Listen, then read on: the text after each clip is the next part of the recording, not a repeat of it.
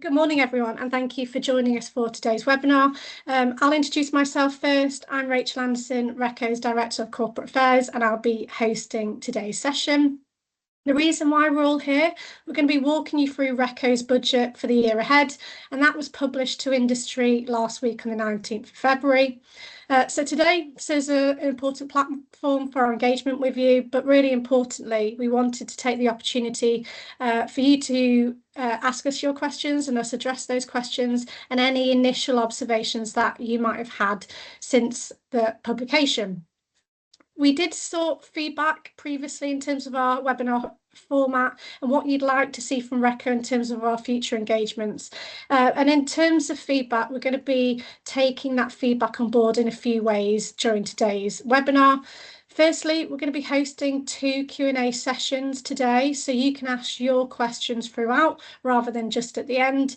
But we've also included an About RECCo section, which I'm going to be covering. And that's just for those that might be newer to industry or newer to roles, and just so we can provide a bit more context in terms of RECCo and why we're established and our role in the retail energy market. I am conscious, looking at the attendance list today, that a number of you did join us for our Forward Work Plan webinar back in January. So I'll keep the context section fairly brief and try not to overlap in terms of the content from that section. Last bit in terms of the initial welcoming from me, I was just going to say, please don't worry if you've not had a chance to look at the budget that we published last week. Like I said, the whole point that we're here today is to walk you through the various elements of the budget and answer your questions. So in terms of housekeeping, 3 points I was going to raise today. First of all, please do keep cameras and microphones switched off during the speaker presentations. And that's because we're going to be recording today's session for the benefit of colleagues that weren't able to join us today. And we're going to be sharing the recording on RECCo's website and our YouTube channel. We want today to be interactive, and there's a couple of ways that you can ask your questions today. You can use the Q&A function within the webinar itself to type your questions throughout the speaker presentations. No need to hold them back for the Q&A slots, or there's only a fairly small number of us on the call today, so please feel free to also raise your hand and Laura can bring you onto microphone if you'd wish to do so. Just a polite reminder, in terms of asking questions, which obviously we really do encourage you to do today, please do keep questions relevant, and that it includes avoiding referencing any other organisations, please. So that is our housekeeping. If we can move on to the speakers. Joining me today, I've got 3 members of RECCo's executive team. So we have John Dixon as our Director of Development and Strategy. We've got Elizabeth Lawler as our Chief Operating Officer, and Elizabeth's primarily responsible for delivering our RECC services. And we also have Brian as our Chief of Finance and Commercial Officer. And as you'd expect, Brian is responsible for developing all things budget and our supporting financial and commercial controls. So that's the team I'm joined with today. Moving on to the agenda and what you can expect to hear about today. Like I said at the very beginning, we've designed the agenda based on previous stakeholder feedback in terms of our webinar formats. So in a moment, I'll provide a short overview of RECCo before reminding you of the annual Forward Work Plan and budget development process and where we're currently at within that cycle. We also wanted to share the high-level themes in terms of the responses to our draft Forward Work Plan consultation. Now the window is closed for feedback, and how we're going to be actioning that feedback and what was considered by the RECC board during its February meeting. Brian's then going to talk us through the numbers. He's going to talk us through the expected outturn for this financial year before doing a deeper dive into the 25-26 budget. We'll then close things off today by having a final Q&A session. So I hope today is useful. We will be asking for feedback at the end of the session. So if you can spare a couple of minutes at the end, that'd be hugely appreciated. We really want to make sure these sessions are as helpful and useful as they can be. So if you have a couple of minutes at the end to provide us any feedback, that'd be hugely appreciated. Okay, so that's the initial introductions out the way. I can't see that there has been any hands up or questions initially. So if we can move on to the About RECCo section.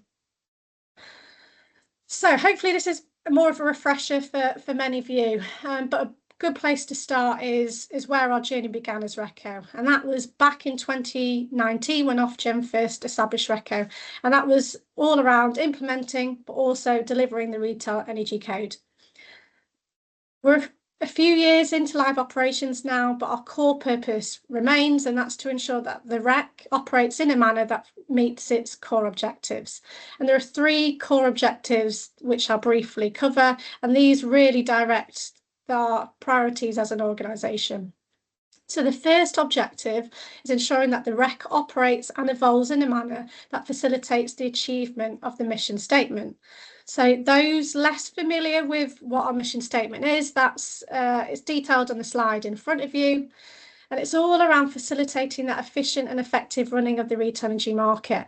And we'll do that, and we'll achieve that through promoting innovation, competition, and delivering positive consumer outcomes.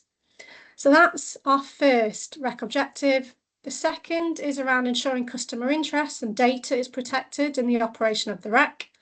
And then our third and final objective is around driving continuous improvements and efficiencies. So that's in both in terms of the operation of the Retail Energy Code, but also the REC services which are governed under the REC.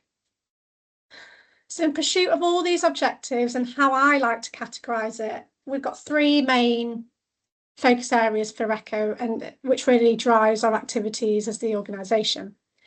As you'd expect, the REC being central to everything we do, our core focus is managing and evolving the REC itself. And a big part of managing the REC is ensuring compliance and ensuring that the requirements of the REC are being met, but they're also being met effectively.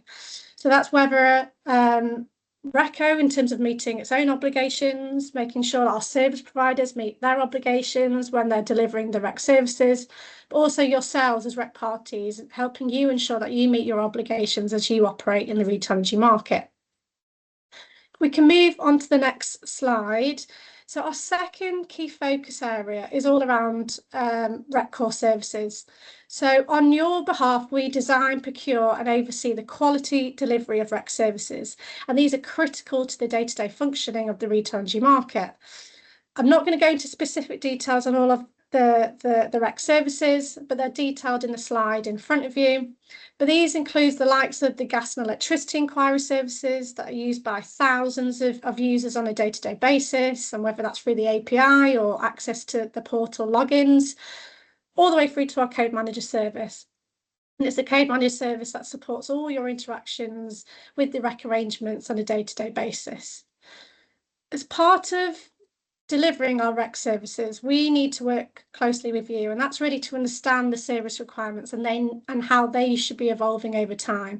And we use our different engagement channels like webinars today, but also tools like our annual satisfaction survey to continually assess satisfaction, but also to prioritise the continuous improvements that we need to work alongside our service providers to implement. And I mentioned service partners, service providers there, because our operating model, we primarily operate under an outsourced delivery framework. So it's really important that we have those strong and collaborative relationships with our service providers, but as is the engagement with you as our service users. So we continually can gain feedback in terms of the quality and performance of our services, and we use that feedback loop to enable us to promptly address issues when they arise, but really importantly, integrate the priorities into our organisational agenda and what should be contained within our forward work plan. So that brings us to the final area of focus for RECCo, and that's all our work programmes. And these are really instrumental in aiding RECCo to fill its REC objectives. So partly why we're here today, annually in line with the REC requirements, we develop and consult on our forward work plan, and we transparently publish and seek input from our stakeholder community through the consultation cycle. And it's our forward work plan that outlines the proposed work programmes that we intend to meet the needs of industry now and as we look ahead. And previous examples of industry issues or initiatives that we've been called upon to take forward are documented within our forward work plan. So you'll know that we were called upon to administer energy market schemes like the market stabilisation charge, but also the prepayment meter levelisation scheme. And looking at our most recent draft forward work plan, which we consulted on back in January, that includes some potential work programmes around consumer consent and the likes of this smart, secure electricity system, which we might be called upon to deliver. Hopefully that's helped set the stage for today's session, giving you a bit more context in terms of RECCo and our focus areas. The next section, we're going to be walking you through how we're directly taking on board stakeholder feedback as a response to our recently consulted on draft forward work plan. So just can see there's no hands up at the moment or questions, so I'll continue. Okay, so in terms of the next slide, all I wanted to cover here is that we recently consulted on our draft forward work plan back in January and the beginning of February, and we received 3 responses to that consultation. So it wasn't a huge number of written responses, but fairly similar to the level of responses we received in previous years. I think an important point to note that although we only received 3 responses to the draft forward work plan, we did various other engagements. So we held a webinar in November and also January to make sure that what we were proposing in our forward work plan aligned to the priorities of industry. But we also undertook various other engagements, such as some bilaterals with REC parties, etc. So I think broadly, there was support in terms of our forward work plan priorities through the various different engagement channels. But what we wanted to address today is that there were 3 themes of feedback that we received within the written responses to the consultation. And these were carefully considered by the REC board during its February meeting just a couple of weeks ago, ahead of agreeing the content of the budget and finalising the budget and publishing the budget, which we did last week. So over the next 3 slides, you'll hear the 3 main areas of feedback that we received in these letters and how we're responding to that feedback. And you'll hear from different members of the executive team. So the 3 areas that we're going to be covering is, first of all, how RECCo is ensuring our work is aligned with Ofgem and DESNZ's regulatory frameworks, and John Dixon's going to cover that for us. We'll also hear around a request for further improvements to the REC change process. So although there was acknowledgement that we've made improvements to the REC change process over the course of the year, there is still more we need to do, and Elizabeth Lawler is going to cover that for us in a moment. And then there was also a request in terms of providing some further context to our proposed headcount, which I will cover. So I'm going to pause there. I'm going to hand over to John to cover the next slide for us.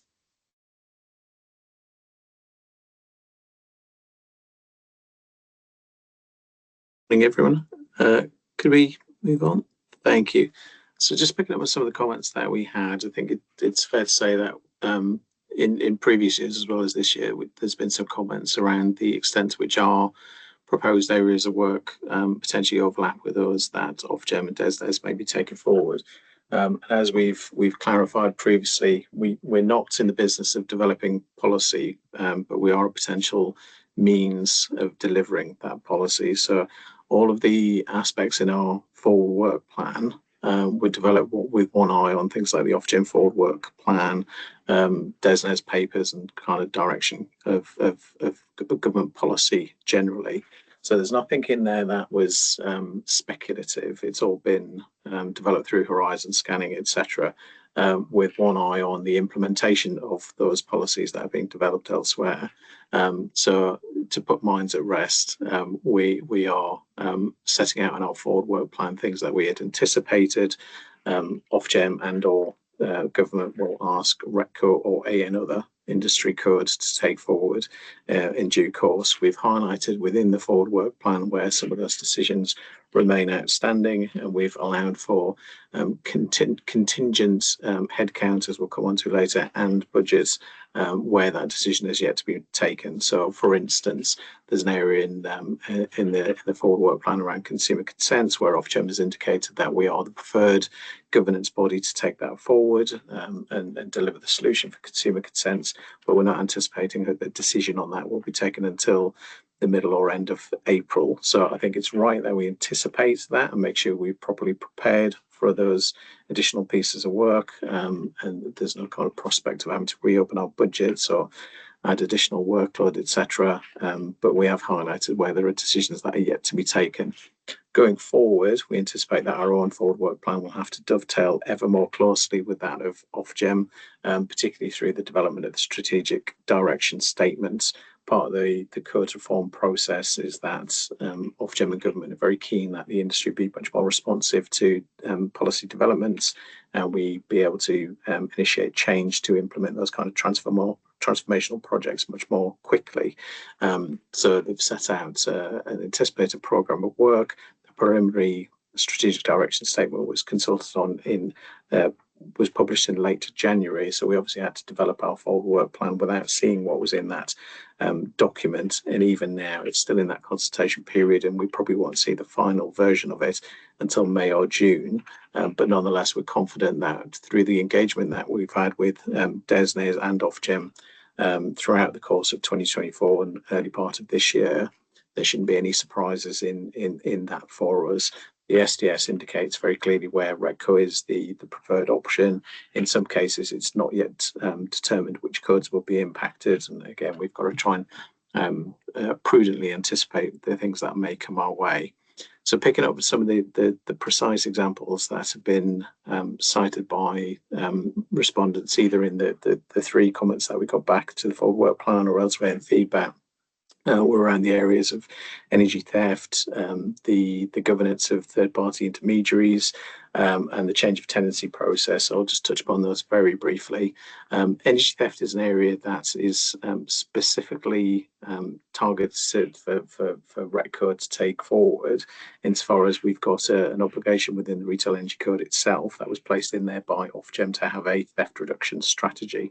So this is always something that's been earmarked for us to take forward, and we've had that theft reduction strategy in place for a number of years, and we're taking forward initiatives such as the proposed police partnership, which is the focus of our forward work plan for 25-26. So we don't anticipate there being any kind of duplication or divergence in initiatives in that front. We are aware that Ofgem is paying increasing attention to energy theft, but we anticipate that all work in that area will be fully complementary rather than in any way, shape or form duplicating what we're doing, which is essentially to enable REC parties to more efficiently discharge their existing obligations under license, etc. I think the TPI code of practice is an area where we have moved away from the kind of traditional governance of the industry codes insofar as managing processes purely for licensees, and recognise that there is a new and emerging role for TPIs in the market, and we're becoming ever more dependent upon such intermediaries as the market's becoming increasingly complex, and the traditional market model just didn't cater for those kind of intermediaries. So we've been carrying out a piece of work for the past couple of years to see whether or not there's something we can do to improve standards in that area and make sure there are better consumer outcomes. We've all seen the bad press around kind of the bad actors in this space, and people being signed up to contractual terms that are not in their favour, etc. So at the back end of 2023, we introduced a voluntary code of practice for third-party intermediaries, with an eye to turning that into a mandatory code of practice in due course. Subsequently, the government consulted again on whether or not they'd introduce regulation in this area, and it remains a possibility that there will be specific regulations upon third-party intermediaries, not just energy brokers, which has been the focus of our work, but other types of intermediaries in the market. And if that happens, then obviously we may have to change our approach to fit in with that. But again, we've been having ongoing conversations with DESNZ officials to make sure that they're aware of our work, what we're proposing, we're aware of their timelines for potential regulations, etc. And the indication so far is that they have no concern with the work that we've been taking forward. If anything, again, it should be complementary to the idea of kind of top-down regulations. So we've continued to pursue the REC change proposal to mandate the use of accredited third-party intermediaries. That changes now with Ofgem in the shape of R137. And again, we're waiting on a decision from Ofgem on that. I think they, in turn, may wait for an indication from DESNZ as to what the direction of travel is and the timeline for it. So seeing our work in this area as being facilitating policy that's being made elsewhere, rather than in any way duplicating or contradicting it. And finally, on change of tenancy, there were some concerns again involving TPIs, whether or not we were taking things in a direction that wasn't fully supported by energy suppliers in particular. There'd been lots of issues highlighted by Ofgem in their own review of non-domestic competition around the use of objections, where there's been a new customer coming in and potentially all they've done is change their business name, etc., in order to break an existing contract. Some suppliers have taken quite a long time to identify whether or not that was actually the case. There were lots of different approaches to how that change of tenancy, change of occupier should be evidenced, etc. And then in some cases very prolonged periods of time to try and resolve it.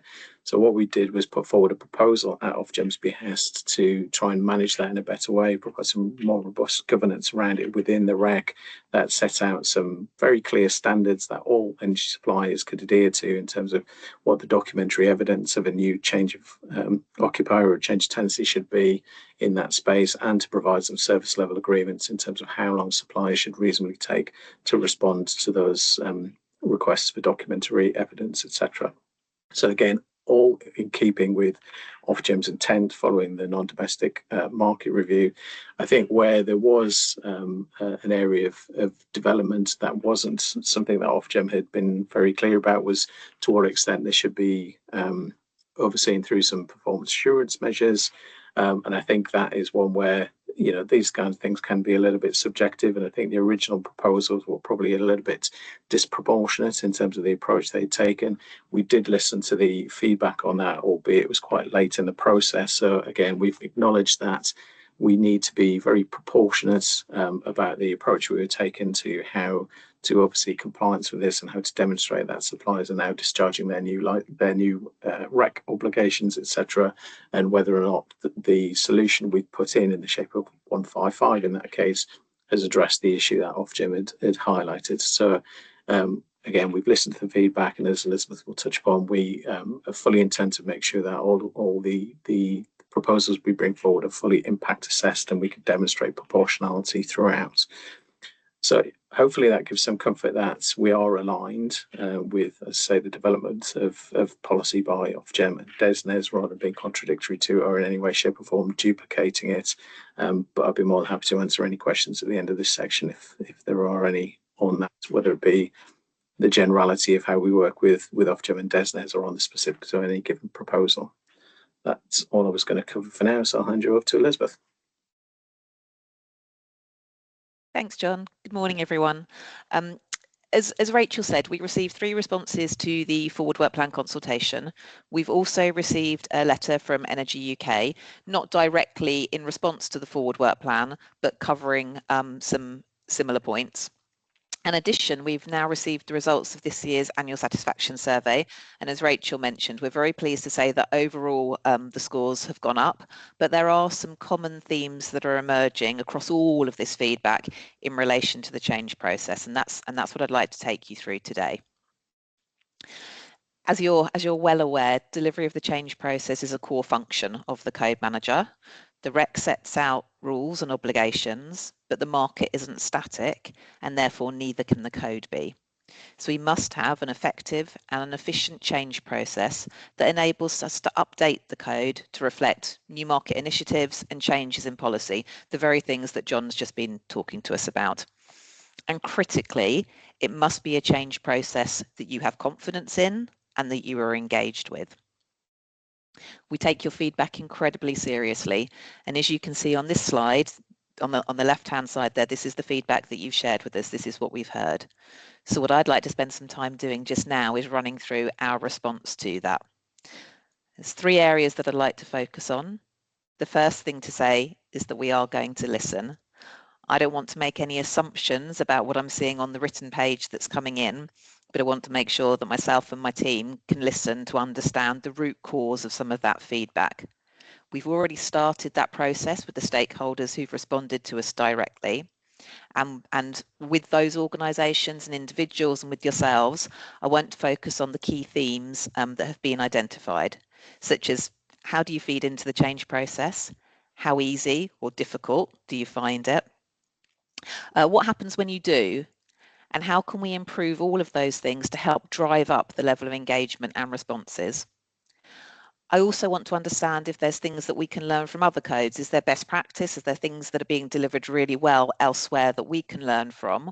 Or actually, are some of these themes apparent across industry, and therefore would it be more beneficial to collaborate with some of our other code manager colleagues and work up joint solutions? And I think that's particularly pertinent as we focus on the changes that Ofgem will be making through code reform, driving better alignment across the code managers. The second area that I want to commit to then is making measurable improvements. And we know that we can credibly commit to addressing issues that you tell us about because we've done it before. So last year, in relation to the change process, a lot of the feedback was around the pace of change, how quickly change moved through the end-to-end process. This year, the focus is more on the quality of the assessment and the quality of that change. So if we look back to last year, to address that feedback, we worked very closely with our service providers, and we took action such as establishing the RECCo issues group and the change issues group to give parties an opportunity to come and talk about issues before raising change proposals to then improve the quality of the CPs that were being taken forward. We also invested last year significantly in resources in the change teams and the operational account manager teams to boost the resources there to be able to process more change. In doing so, we were able to clear that backlog of RECCo changes, and we also reduced the time taken overall to process change. This year, we've got to make sure that we're getting that balance right between moving things through effectively, but also giving you confidence that that's being carried out in a robust way. And so that takes me on to my third point, that action that we're going to take is we're going to build confidence in the process. We know that not everybody will like the outcome of every change proposal. Things that may benefit the industry or consumers overall may involve changes to business processes and cost. Regardless of that, you must have confidence that the correct process being followed and that the outcomes are sound. And to summarize that, essentially from my point of view, and as I say, I do want to listen and engage to make sure I'm getting it right, but it seems to me that the key principles are: you need to find it easy to access the change process documentation. That's actually finding it on the RECCo portal or in the channels it comes out to you through, but also to navigate your way through that documentation. You need to be able to see and understand a really clear problem statement. What is the issue that we are trying to resolve? You need to know when and how to feed in to the impact assessment phase or the consultation phase. And you need to have absolute confidence that when you do respond, your response and feedback will be taken into consideration in the development of the solution. You need to be able to see that there's been a detailed analysis of options, and that also that there is clear evidence that supports the chosen solution, and that the evidence has been gathered in a robust and rigorous way and is data driven. And finally, you need to understand who is making the decisions around change and why they've made them.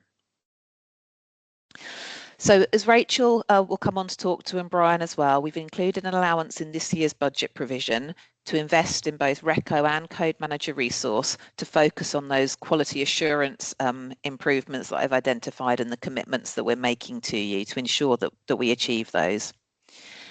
And I wanted to let you know about two further developments that we'll be delivering this year to support those changes. So we will be establishing a RECCo Stakeholder Advisory Forum for Change and also the RECCo Design Authority, and we'll be using a blend of internal existing resource and the Code Manager and new recruits to be able to facilitate that. So stakeholder advisory forums have been proposed by Ofgem as part of the Code Reform and Code Manager licence proposals. The stakeholder advisory forums for change will provide a route for all parties to engage into the change process, and also the mechanism by which to advise the Code Manager as CPs are developed. At RECCo, we have already started using this model in some of our RECCo programs, and that's been incredibly successful for us as a way of gathering feedback from you. So some examples over the last 12 months have been the evolution of the Code Manager project, the evolution of the Inquiry Services project, and the CRS improvement projects. So really positive about this as an initiative, and look forward to rolling it out to support the change process as we prepare for Code Manager license coming in for us. The second area then is the RECCo Design Authority. The Design Authority will be established also in response to the Code Manager license programme, where we've got new obligations around the responsibility for change decisions. It's in direct response to some of the feedback that we've just been through, and it's also built on our learnings and observations of the operation and management of the code over the last few years. So if you think about the current model that we have, code changes, system changes, service changes can be raised and determined in multiple forums. That can lead to a fragmented approach where decisions can be taken without full awareness of maybe what's happening in another space, or without full consideration of the dependencies in other areas. And that can on occasion mean that we have to intervene and correct to make sure everything remains aligned, and that isn't the most efficient way of working, and it causes delays. So the approach for the Design Authority is that we will introduce a standardised approach for prioritising, grouping and delivering change as part of a clear roadmap across that whole RECCo ecosystem, the code, the systems, the processes. It will operate against a set of clear design principles, and all change proposals will be weighed and measured against those design principles to check that they are in line with the broader strategic and policy directions that are coming down from Ofgem through the strategic direction statement, for example. The intention and the absolute ambition is that will mean that we are able to establish a far more transparent process with quality analysis and improved outcomes, and all round just building, as I said, that confidence that you have in the change process. As I said at the outset, we take your feedback very, very seriously. All of the detail that we've been sharing with you this morning has been presented and presented to and considered by the RECCo board. And the RECCo board has approved our recommendations and the supporting budget to implement these service improvements. So I would also be delighted to take any questions that you may have on anything that you've heard. But just before we get to that section, I will hand back to Rachel to take you through the response on the headcount. Thank you very much for your time. Thanks, Elizabeth. I can't see any questions come in so far, so please, just a reminder, you can type in any questions within the Q&A functionality at the top of the screen, or if you'd like to come on microphone and speak to us directly in the Q&A session that we'll come to in about 5 minutes time, please do so. Okay, so for this slide, I just wanted to provide a bit more further context before Brian provides some more supplementary information in terms of our operating costs in a couple of agenda items time. So in terms of our headcount, I think the first point that I really wanted to emphasise is that at RECCo, we're fully committed to demonstrating value for money at all times.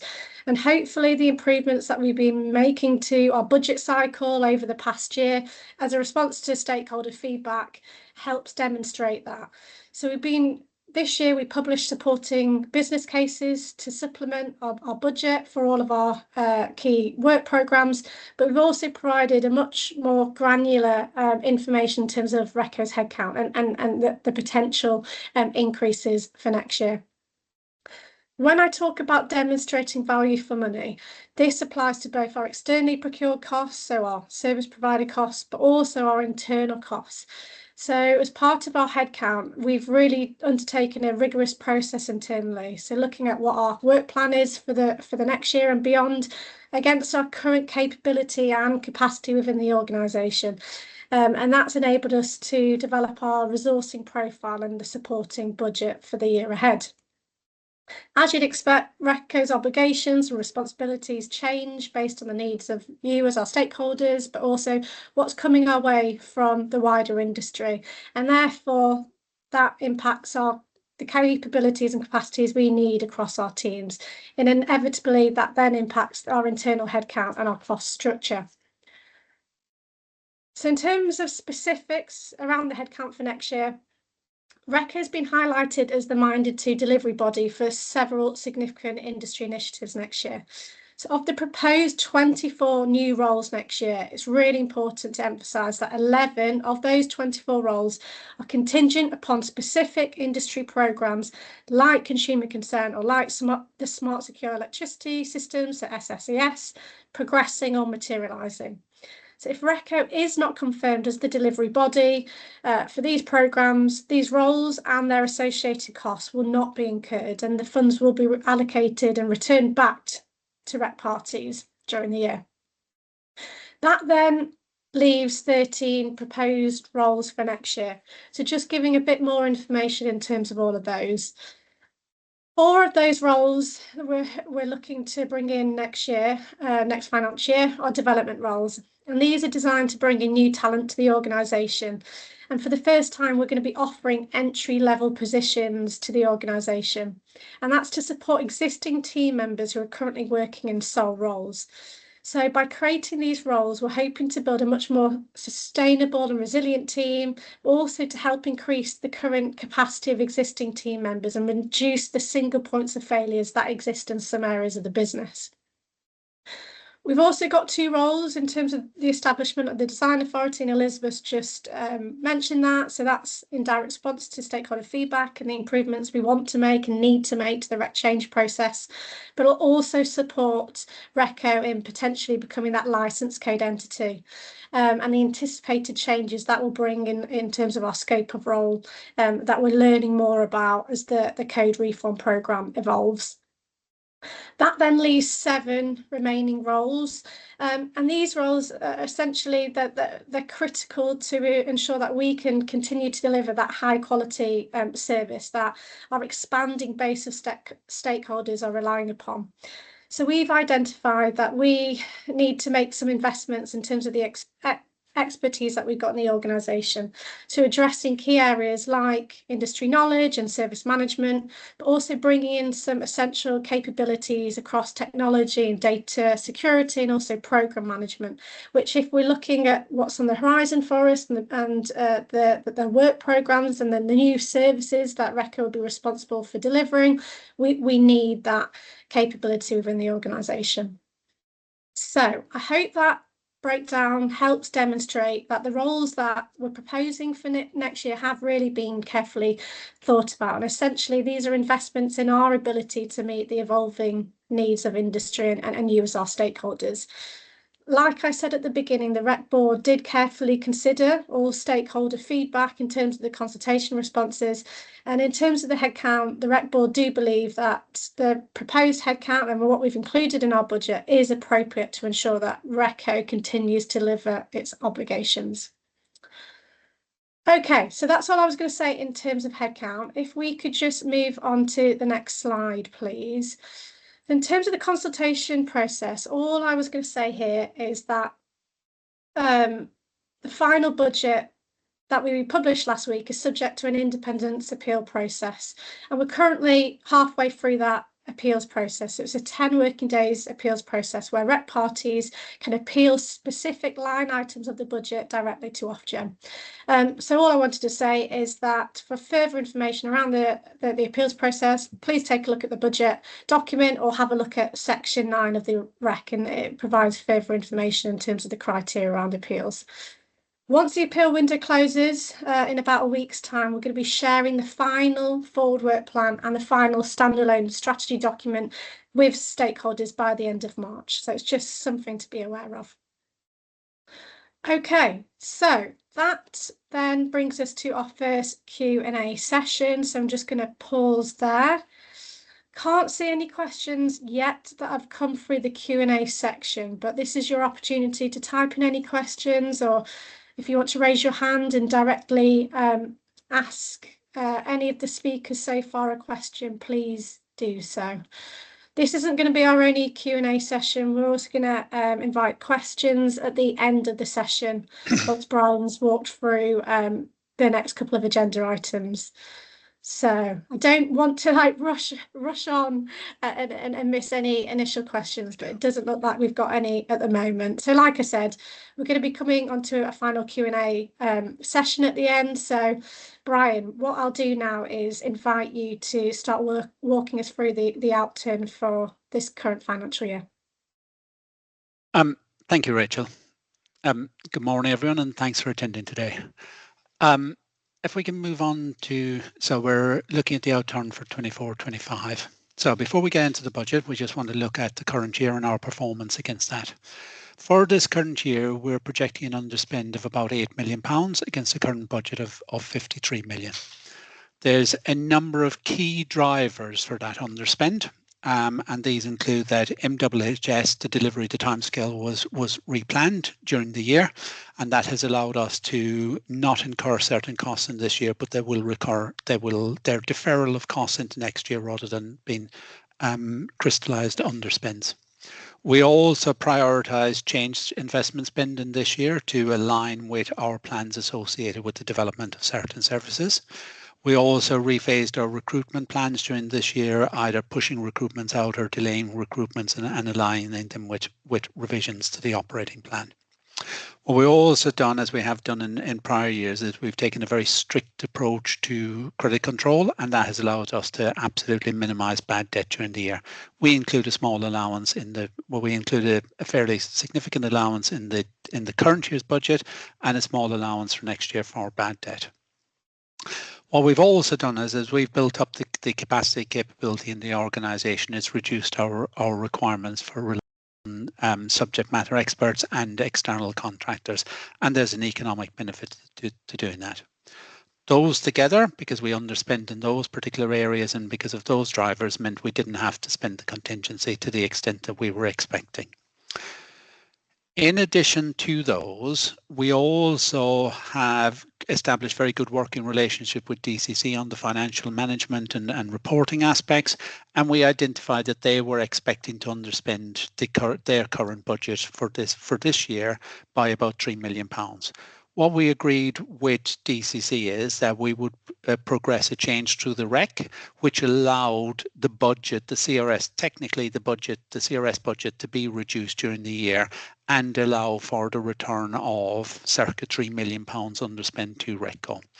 What that means is that money came back is the cost coming to us from DCC in the final quarter of this current year is about 3 million less than we were expecting. What that means is that correspondingly, we'll be able to give that money back to industry.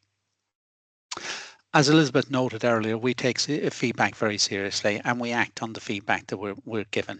And last year, we were asked to ensure that was there anything we could do about returning money to industry where we expect there to be an underspend during the year. And we've done that. In October 24, so October last year, we returned circa about 1.8 million to industry, which is an expected underspend on MHHS. And in January, we returned a further 2.5 million. We would have returned more in January, but the change to allow the RECC to allow the CRS underspend to crystallise hadn't gone through at the point we were raising our invoices. We will return the remaining underspend, which is about 3.7 million, depending on what our final end of year outturn is, on completion of our statutory audit. That fully completes in the summer, and the next invoicing run we would return it as a reduction in October. So if we can move on to the next slide, please. So our budget for 25-26. As my colleagues have said, is we published our forward work plan in January. That set out our strategy and objectives for the coming year. It set out our commitment to deliver and improve the RECC services, and it also set out our commitment to deliver new industry initiatives. And we've touched on those already, be they SSES in tariff interoperability, be they consumer consent, etc. My colleagues have addressed the comments received on the forward work plan, and we'll give some further detail on the headcount later in this presentation. They reiterated our commitment for the coming year to deliver those things that we have set out within the forward work plan and to address those areas where industry is fed back to us. As has been highlighted, the RECC services help industry to perform their operations, such as the inquiry services support call centre operations. What they also do is they allow industry to protect their regulatory and governance compliance obligations, be that the performance assurance, market entry, market testing, etc. Our 25-26 budget sets out our best estimate of the resources required to deliver what we need to deliver in the coming year. And has been, we are spending industry and consumer money, and we're very cognizant that we must do that in an efficient and economical way which delivers value. We've also acted on industry feedback broader than the reduction in in-year charges reductions. We've enhanced transparency within the budget. We've included year-on-year budget comparisons. We've given greater headcount disclosure. Our budget for next year is circa 55 million, and that shows a sort of 4.5 increase on the current year. But that increase reflects the diverse and rich portfolio of things we will have to deliver in the coming year.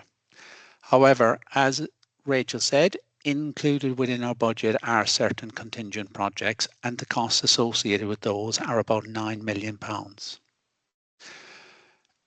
We have also recently agreed with DCC and Ofgem the allowable value for CRS costs for 23-24. What that means is that we have secured a circa £2.9 million rebate for that year. We will reduce the charges to industry for the coming year by that rebate value. So the actual budget value we'll be collecting from industry will be closer to 52 million rather than the 55. But for accounting reasons, we have to set out the full budget because that's what we expect to spend. If we can move on to the next slide, please. So I won't dwell too long on this slide. It's included within the budget, but it sets out how the charges, how we'll take the gross budget and convert them into individual charges to industry for next year. So the 25-26 budget costs will be recovered evenly across the year. We will raise invoices in the first month of each calendar quarter. Feedback from industry has been historically is we don't want to deal with seasonality. We don't want the cost to be in quarter one to be different to quarter two, etc. What we want RECCo is to do is smooth that seasonality impacts over the few years, over the full year. We will continue to invoice MWHS charges separately, and that will allow organisations to capitalise those costs in accordance with their accounting policies, if that is the case. We will continue to invoice non-REC parties for user pay services. Certain users who access the inquiry services are required to pay for that access. Distribution network operators will continue to be charged a proportion of the electricity inquiry service costs, and that's a carryover from historic arrangements. As I've said, we are very proactive in our credit control, and we seek to minimise the risk of bad debt by collecting the money in on time. What that also does is it reduces the finance burden on other REC parties. And as we've said during this presentation so far is if our reforecasts in the year show a material expected underspend, we will again reduce our charges during the year. If we can move on to the next slide, please. So this slide deals with the REC services. So these are the services which RECCo is required to procure and deliver. That's what it says in the REC. They enable industry to meet their operational requirements and also protect regulatory and governance compliance. It is a broad portfolio of services. They cover everything from change management to industry assurance through to test services and services to enable and support switching and customer engagement. Switching either through the central registration service or customer engagement through the inquiry services, both gas and electricity. And then there is also some legacy services in there associated with things like the Green Deal Central Charging Database. The REC services account for circa 60% of the total budget costs, and we continually seek value from the services on behalf of industry. And Elizabeth outlined the actions we'll be taking to improve the change process in the coming year. We act as the intelligent customer on behalf of industry. The obligation sits with RECCo to procure the services, so therefore we must do it in an intelligent way, and the services we must procure must absolutely meet the industry requirement, both the now and also be capable of development into the future to meet a changing market. All bar one of our service providers are commercial organisations, and we manage them in a commercial way. That commercial management goes beyond the classic contract incentives such as KPIs and service credits, etc. It also includes things like ensuring that technology is fit for purpose, that we're not gold plating it, over engineering it, we're buying the technology that meets the need. That the technology is not going to go into obsolescence and it's not going to go out of support in the foreseeable future. What we also do is we invest judiciously in technology, in infrastructure, in security, and importantly in service management over the life of the contract. We don't just get the contract and the service and then let it wither on the vine over a period of time. Importantly, none of our current contracts are due to expire in the coming year. We've got no burning flat platforms, we've got no cliff face or any other phrases we can think of. As you will see on the slide, CRS costs have reduced by about 3.5 million as a result, looking at last year's budget compared to the coming year's budget. As a result of the CRS review that was carried out in 2024, where there was consideration of the possibility of transfer of responsibility for CRS out of the smart license and into RECCo. The changes in the costs year on year to the other REC services, they reflect things like the impact of indexation. Nearly all of our contracts were out of that initial fixed price initial term, and now we're into extended periods where indexation impacts. And also, of course, we will have changes, functional and non-functional changes during the year, which may be either one-offs. If that's the case, we write them off in the year. If they're enduring, there'll be an enduring impact. And that's the reason for the year-on-year movement. If we can go to the next slide, please. Thank you. So RECCo operations. These are the resources that RECCo needs to manage and secure value from our service providers. As we've demonstrated is, we secured £3 million reduction in CRS costs during this year and also CRS costs into the future. They're required to deliver transformation, be that an evolution to transformation or be that a transformative kind of all change all at once change. They are also required to ensure RECCo, we are a limited liability company, and we have to meet all of our corporate, REC and stakeholder engagement obligations. There's no getting away from it. The RECCo operational costs show a 25% increase on the current year budget. And this is almost entirely due to the headcount increase. And we'll talk about that in the next section in more detail. RECCo has an independent board. It's appointed by the REC parties, and those directors are remunerated. And we're not expecting any material change in the board costs for the coming year. Our other operating costs are the corporate costs, and they cover areas such as audit, compliance and risk management, be that maintenance of risk registers or be that placing professional indemnity directors and officers, corporate insurances into the market. They include our technology and security costs. We have our internal systems that we need to maintain and support. And then we have an enhancing area of security management into the future. They also include our engagement obligations and our people costs. In there are things like training and development fees. And we also maintain, RECCo maintains a small office in London and any costs of travels associated. We are and we will continue to be primarily a virtual organisation that allows us to access talent all over the UK. And as you can see, these costs are not materially different to the current year. Okay.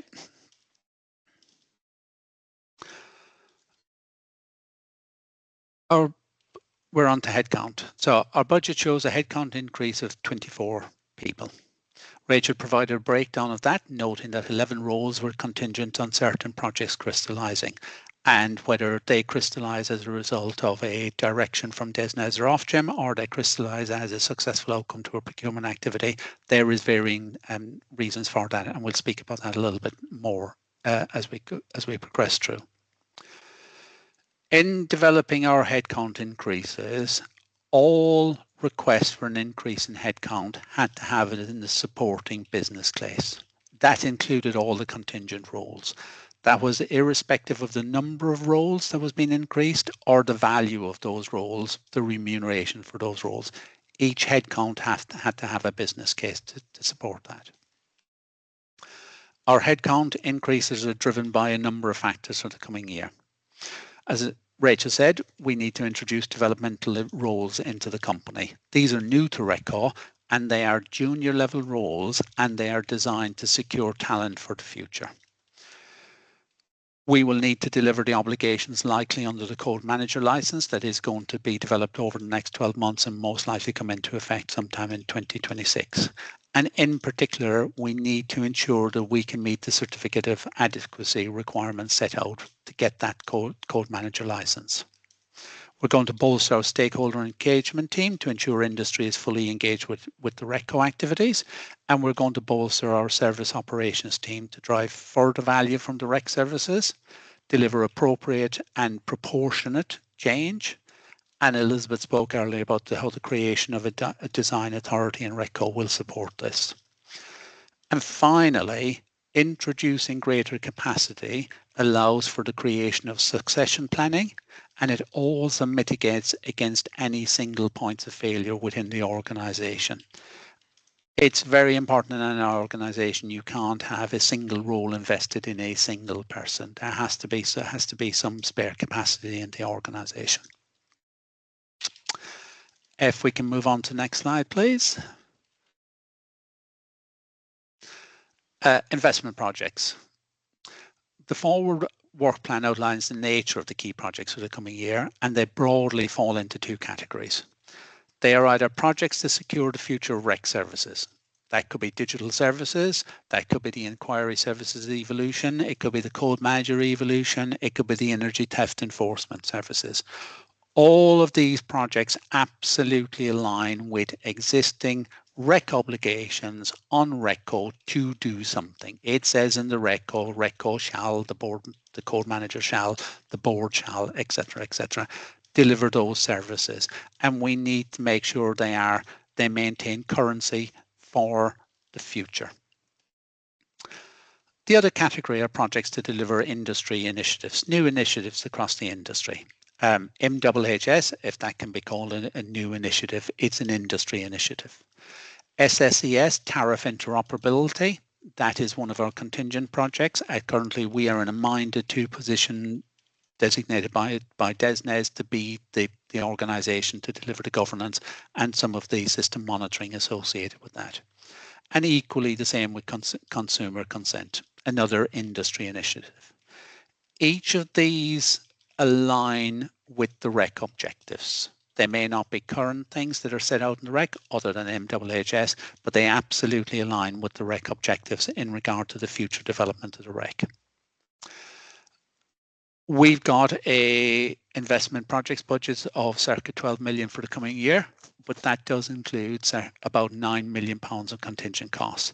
And if you look in the budget, we've got little legends to identify what is the contingent component for each and what would be the trigger for those projects to crystallize. As we said, if those projects do not crystallize, then some or all of the costs will not be incurred, and we will return any unused money as an in-year reduction. Both in the forward work plan and in the budget, there is click-through links where we have published business cases for the 5 major investment programs. Essentially, any program that has a cost over 500,000, we have published a business case for that. And the reason we said 500,000 is it's circa about 1% of our total budget. I think if we got below that, it wouldn't be material. Right, can we change investment and contingency? So we're on to the last area. So the change investment that is an allowance in our budget to fund functional changes to RECCo services. Industry fed back to us last year that we need to refine our approach to developing the budget for change investment, and we have done so. We have developed this budget based on our current year spend and our expected investment spend over the coming year, or the need for an investment spend over the coming year, in light of other projects where we are expecting to invest directly through projects on existing services, be that the inquiry services or be that digital services. Together, this has allowed us to reduce the allowance by circa 25%, so £1 million. As I've said, it's used to fund functional changes to RECCo services. Equally, it is not used to fund any shortfall in staff costs, any shortfall in projects, or any shortfall in operating costs. It is a very specific allowance, absolutely aligned to the RECCo services, and it is controlled by our Chief Operating Officer, Elizabeth, with a very low de minimis limit, which is set where that there is authority has to come from the COO for use of the change allowance if it's over a relatively small amount of money.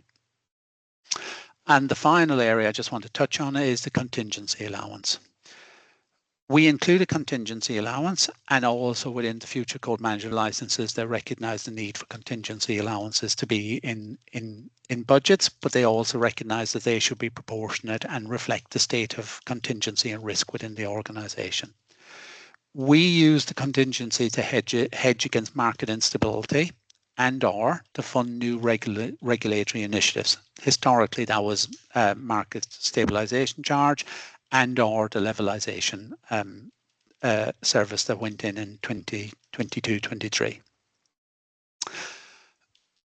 As the market continues to stabilise, and there's a reduced likelihood of new unforeseen regulatory obligations, we now have projects for those things that we absolutely know are coming down the line, MWHS, consumer consent, etc.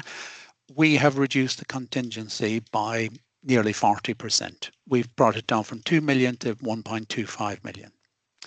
However, there is one area which potentially could crystallise in this year, and there is ongoing discussions on that, and that is the role of RECCo within the SSES arrangements being developed by DESNZ. And if our role was to go beyond tariff interoperability, the contingency will not be sufficient to address this, and we would need to understand then, if we were designated by DESNZ to deliver that enhanced role, we would need to understand the timing of it and the cost of it and how we would fund it. That's all I want to say today. So thank you very much for your time. Thank you, Brian. Can I ask John and Elizabeth just to come back on camera? We've got to the final Q&A session now. If we could just move on to the next slide. It doesn't look like we've had any questions coming in through the Q&A functionality, but if anyone has any questions for any of our speakers today, please feel free to raise your hand and you can come and speak to us directly, or you can type in your questions into the Q&A functionality. Whilst we just give you a bit of time to probably gather whether you want to ask any questions for any of us, Laura, it might be worthwhile just launching our feedback poll. So there's just a couple of questions we were going to ask of you today. And like I said, it's super important that we hear any feedback, how you thought today went, so we can help better shape these engagements going forward. Okay, so I think those polls are now live. Which is great if you could respond to those. Doesn't look like we're having any questions though. So what I'll do, I will start closing things off, but I'll keep an eye out on the Q&A anyway. I just wanted to say thank you so much to those that were able to join us today. I do hope you find today useful. In terms